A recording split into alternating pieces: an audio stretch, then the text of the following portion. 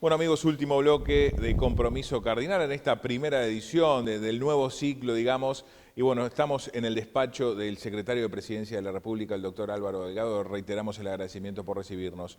Bueno, hablar de algunos temas, hablar de la coalición. Usted, bueno, mencionó en la nota esta coalición que se conformó para asumir este Poder Ejecutivo. Y hay uno de los temas que, bueno, quizás generó alguna polémica, el tema de UPM, el tema del llamado a sala de Cabildo Abierto, pero también hablar de UPM, ¿no? Y del el comunicado luego que realizó el Poder Ejecutivo de esas, bueno, mejoras, cambios en el contrato. Está bueno que me lo preguntes porque, a ver, UPM es una inversión en la que hay gente que está en contra de la inversión UPM. La respeto, yo no la comparto. Uno puede criticar el contrato, pero no la inversión, son cosas diferentes. Yo creo que Uruguay algunas cosas no negoció bien, el gobierno anterior, pero estaban firmadas. Pero la inversión es buena, se va a generar 3.000, 4.000 puestos de trabajo, 4.000 en la construcción y otro tanto después, más otro tanto indirectos, más nuevas obras en el interior del país, en Sarandí allí, que llega a Cardinal, en Fraiventos. Ahora te voy a detallar las obras porque me parece que vale la pena. Más toda una cadena que se dinamiza. Vaya si Uruguay, después de este proceso, necesita inversiones, ¿no? Inversiones importantes. A ver, nosotros tuvimos siempre el mismo lado del mostrador y está bueno este programa que le lleva a todo el país y particularmente al interior del Uruguay, poder aclararlo y dejarlo bien clarito. Nosotros tuvimos siempre el mismo lado del mostrador. ¿Por qué digo esto? Porque cuando se votó la ley de promoción de la forestación en el 87, el Partido Nacional la votó a favor, Frente Amplio la votó en contra. Cuando en el 2004 Jorge Valle traía la inversión de Botnia en aquel momento, hoy UPM, en Fraiventos, exigían votar el Tratado de Protección de Inversiones con Finlandia. El Partido Nacional lo votó a favor, el Frente Amplio lo votó en contra. Pero fue lo que habilitó el marco madre de habilitación de la nueva planta de inversión de UPM. El contrato fue una hoja, la de Jorge Valle, en el tema de Botnia, en Fraiventos. Apoyamos Monte del Plata y apoyamos la nueva inversión de la planta de ahora sí de UPM, en Centenario, Paso de los Toros. Claro, lo dijimos en campaña, lo dijo muchas veces Luis, el presidente, lo dijimos nosotros. A ver, lo que está firmado, nos guste o no nos guste, yo creo que el gobierno no negoció bien algunas cláusulas, no hubo equivalencia. Yo creo que podía haber exigido muchas cosas más el gobierno en la negociación con UPM.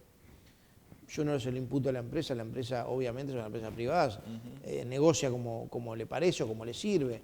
Yo se lo imputo al gobierno que teníamos, que también era mi gobierno, porque soy ciudadano uruguayo. El contrato que firmaron, nos guste más o nos guste menos, sea más o menos favorable para el Uruguay, si está firmado hay un tema de seguridad jurídica que nosotros no le vamos a tocar. Esta empresa además cotiza en bolsa, es una de las empresas jugadores a nivel mundial más importante, de las primeras o segundas a nivel de celulosa a nivel mundial, cotiza en bolsa en varios países. Entonces no le íbamos a atacar por seguridad jurídica. La seguridad jurídica es clave para Uruguay, agranda al país, es lo que al país le da prestigio a nivel internacional para captar inversiones. ¿Por qué estuvimos en contra del default en el 2002 cuando algunos planteaban hacer default? Por seguridad jurídica, porque Uruguay honra los compromisos, más allá de las dificultades. Y eso le dio una fortaleza para adelante brutal. Hubiera sido un default, hubiéramos estado en una situación parecida a la de algún otro vecino, recordará. Y bueno, y en este caso dijimos, lo que está firmado lo vamos a cumplir, y lo que no está firmado y está encaminado, acordado, hay una hoja de ruta, lo vamos a estudiar. Lo que estemos de acuerdo lo firmaremos, lo que no estemos de acuerdo lo cambiaremos. Y eso exactamente fue lo que hicimos y fue lo que anunció el presidente el viernes pasado. El contrato no se tocó, ni el contrato original ni el contrato complementario, porque estaba firmado del 2019. Y trabajamos en todos unos anexos que habían, o memorándum, algunos que estaban encaminados y otros que no. Y los que estaban encaminados incluso los cambiamos. De común acuerdo con la empresa, le planteamos a la empresa, mire, el Uruguay está en una situación muy especial, fiscal, coronavirus, hay un apremio fiscal que no puede hacerse cargo de cosas que venían hablando que se tenía que comprometer el Uruguay a pagar. Claro. Y la empresa lo entendió, lo comprendió y llegamos a un nuevo acuerdo de buena fe.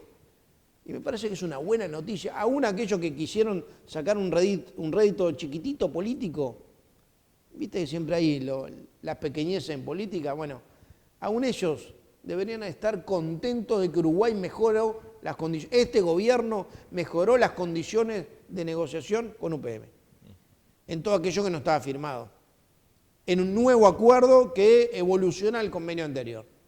Y te lo paso a explicar. Mira, había como encaminado un entendimiento no firmado, por eso mi discrepancia es con todas estas cosas con Álvaro García, que dice que ya estaba acordado. No, hasta el punto que no estaba acordado, que no estaba firmado, si no, no lo hubiéramos podido cambiar. Claro. De 60 millones de dólares, decía hasta 60 millones de dólares, no decía 60, ahora dice 60 millones de dólares, que llamó Corredor del Litoral, que había una cantidad de obras viales. Bueno, ahora van a ser 60 millones de dólares, son esas y algunas otras obras viales, e incluimos obras que Uruguay tenía que pagar y que ya no va a pagar, que la paga UPM. Entre otras cosas, un nuevo puente sobre el Río Negro, se llama Puente Centenario, más los 2 bypass. O sea, hay un ahorro en infraestructura vial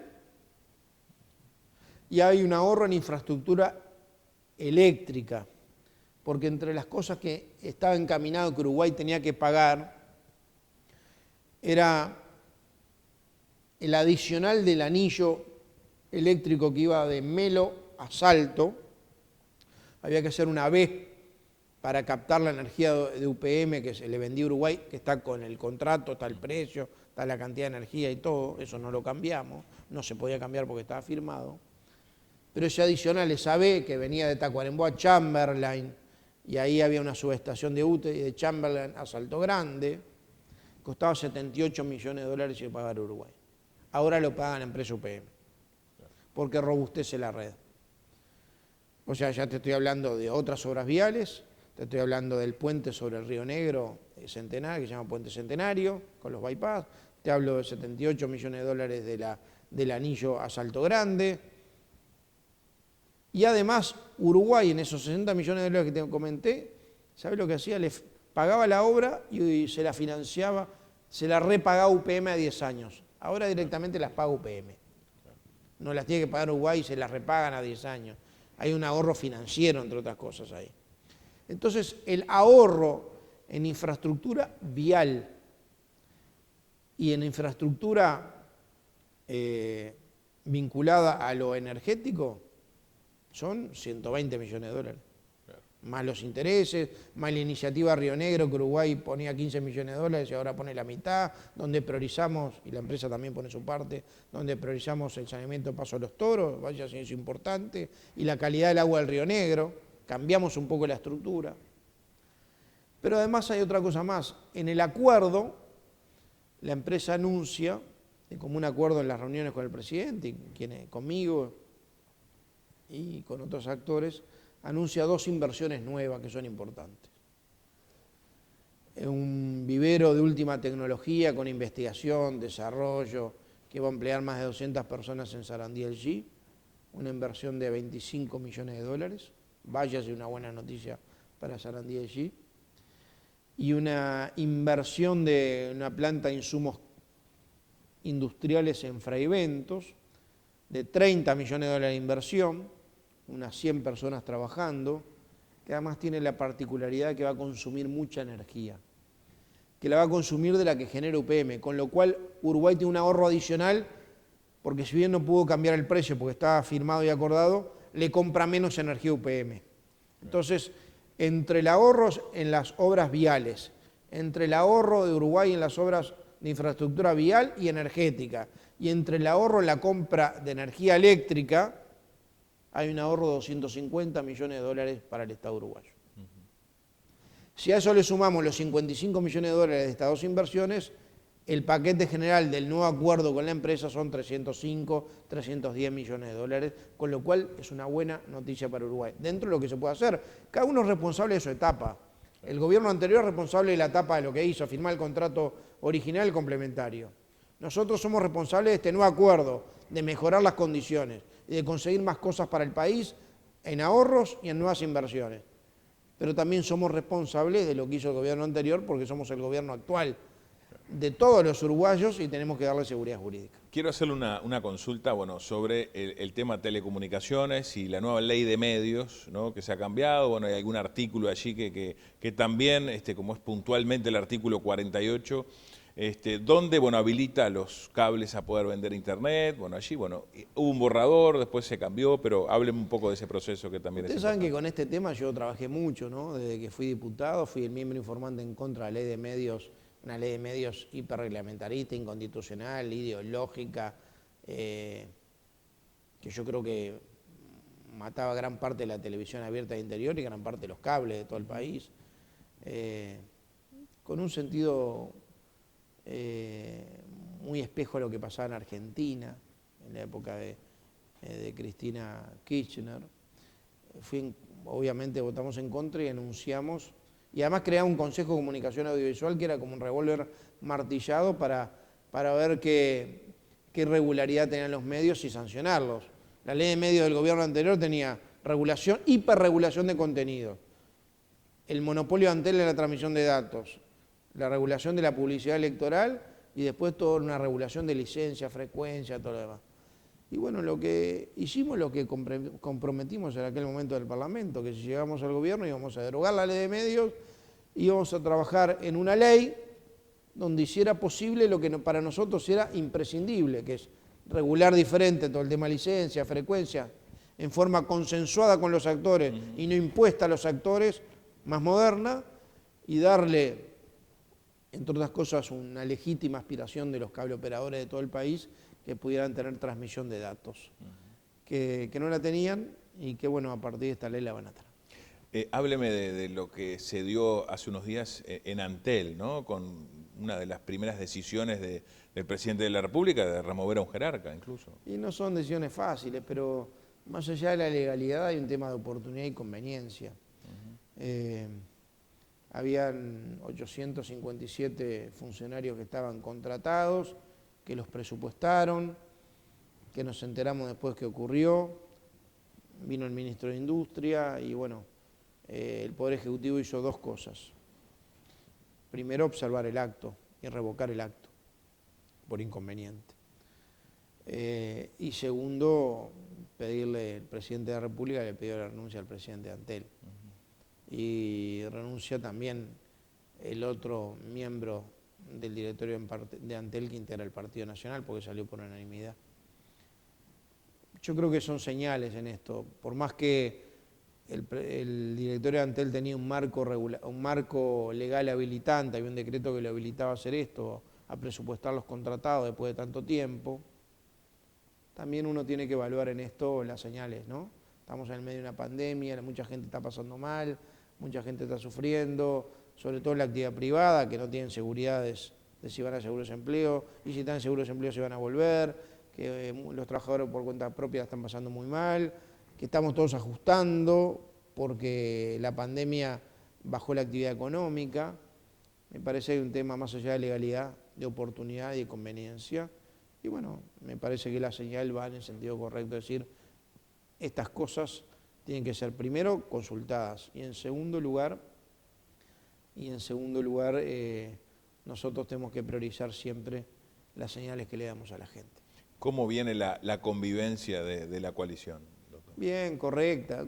Como en todas las cosas, son 5 partidos, uno tiene que empezar a convivir, ¿no? A convivir y aprender a convivir. Uno puede tener todos los manuales que quiera, pero después la vida diaria te lleva a esto. Y hay puntos que hay personas, hay grupos, hay perfiles, a veces más fáciles, más difíciles, pero yo creo que bien, que todo el mundo tiene claro, creo que el mensaje para la coalición es clarito. clarito, bien clarito. Acá no es yo me salvo si al gobierno le va mal. Si al gobierno le va mal y yo tengo un perfil diferente, yo me salvo e integro la coalición. No. Si al gobierno le va mal, a todos los que integraron la coalición le va mal. Y si al gobierno le va bien, todos los que integraron la coalición tienen la oportunidad que le vaya bien.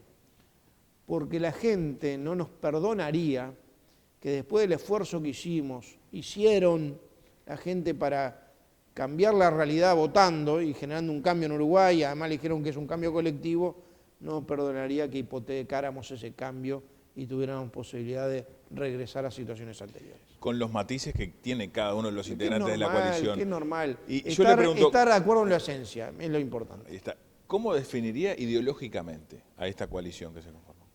Con mucho pragmatismo. Con mucho pragmatismo. Me parece que no es un tema ideológico, con mucho pragmatismo. Apelando a la libertad como elemento esencial del ser humano, obviamente a los valores democráticos, a la transparencia, y el gobierno le ha dado impronta, además de transparencia, de ser un gobierno de tomar medidas, no delega la autoridad, pero escucha mucho, hay mucho diálogo. Y bueno, en una coalición que hay perfiles diferentes, pero que obviamente hay un liderazgo notorio y clave del presidente de la República, muy nítido. Y yo creo que todos en el fondo están convencidos de que en este barco hay que apuntalarlo, porque es un barco donde la gente te puso y donde la gente te cargó la mochila de esperanza y de ilusión. Y empezar a tirotear el barco desde adentro, me parece que lo que generaría en mucha gente mucha decepción. Así que yo estoy convencido que hay un sentido patriótico y de oportunidad histórica, de responsabilidad histórica, que todos los integrantes de la coalición lo tienen asumido. Doctor Álvaro Delgado, agradecemos su presencia en Compromiso Cardinal. ¿Un mensaje para el final? En realidad, esto es un tema muy importante. En la nueva normalidad, que se van a ir abriendo actividades, que van a ser protocolizadas, con pasos, reitero, cortos, seguros, responsables y evaluados, siempre, sobre todo ahora en invierno, que es un tema clave, el invierno con factores predisponentes, es muy importante la higiene, los hábitos, lo posible que se queden en casa todo lo posible, y si tienen que salir, elementos de protección personal, fundamentalmente usen el tapaboca.